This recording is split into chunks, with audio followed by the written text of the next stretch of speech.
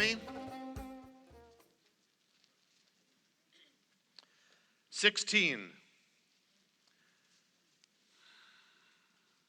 Verse 16. 3 times in a year your males shall appear before the Lord your God in the place that he chooses, at the feast of unleavened bread, at the feast of weeks, and at the feast of booths. They shall not appear before the Lord empty-handed. Every one shall give as he is able, according to the blessing of the Lord your God, which he has given you. These are the 3 pilgrim feasts.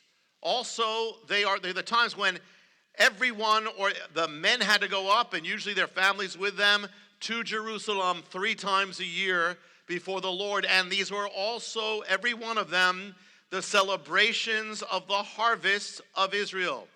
The first was Passover. In Passover, that feast was the beginning of the harvest, the spring harvest, the barley harvest, the beginning after the long break of winter. They would have the first fruits of the year and present them before the Lord. The second was Shavuot in the late spring, early summer, and that was the feast of the great summer harvest, as they were about to go out into the fields for a long period of time before they come back in the autumn. And this was the feast of going out. They had to wait 50 days for this. They would count in that time. It was called the counting of the omers, the counting of the grain, every day until they reached the 50th day. And then comes the feast of Shavuot, and it's the feast of going out into the fields, going out into the summer harvest, and until the time of autumn, when the shofar is blown, and that's a signal that it's time to get ready, gather it all in for the final harvest of the sacred year, which is autumn. And that final harvest, also called the Feast of Ingathering, is the Feast of Tabernacles. And there they would bring their fruits, they'd bring whatever they had, and that was the time of the olive harvest, the grape harvest. All the harvests are finished. So every one of them these are the feasts of harvest. They are celebrating the harvest of Israel at different parts of the harvest. Now here's the thing here, that for 2,000 years there has been no harvest. The Jewish people were driven out of the land by the Roman armies in 70 AD, destroyed the temple. That's where this was celebrated. Destroyed the temple, destroyed Jerusalem. They crucified thousands and thousands of people throughout the land, and they sent the rest into exile, or as many as they could, across the world. And so the Jewish people, here they now have no harvest anymore. And yet here is the strange phenomenon that this is about this morning. One of the strangest things in history. Now here we have a people with no harvest at all. There's no sowing, no reaping. They don't have any land anymore.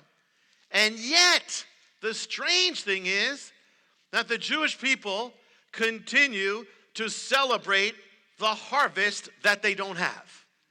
For 2,000 years, wherever they go, they kept celebrating the harvest. This is unprecedented. It makes no sense.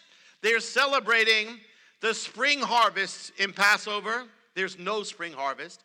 They're celebrating the counting of the omers of grain when there's no grain to count. They're celebrating the great summer harvest, going out to reap the fields with no summer harvest. And they're celebrating the tabernacles, the ingathering of all the harvest together at the end with no ingathering at all. Now, as far as they were concerned, God never revoked the commandment to celebrate. And yet, so we don't have a harvest, but God still commanded it, so we're going to celebrate what we don't have. God never gave any provisional plan for a time that they didn't have a harvest. When they'd be scattered to the ends of the earth, he didn't go through what to do. So it said celebrate. They don't have any land, but it didn't say anything, so we're going to celebrate even though we don't have the land. Little did the Jewish people know that they would be doing this not for a generation like in Babylon or so, 70 years in Babylon. They would be doing it for at least 2,000 years, or around 2,000 years. 2,000 years of doing this strange thing.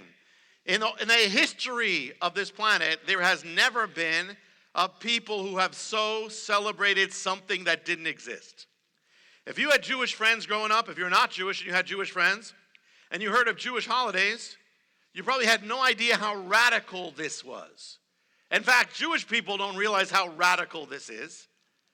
I had no idea how radical it was. We have this idea, Jewish holidays, all about tradition. But what were we celebrating? Revolutionary.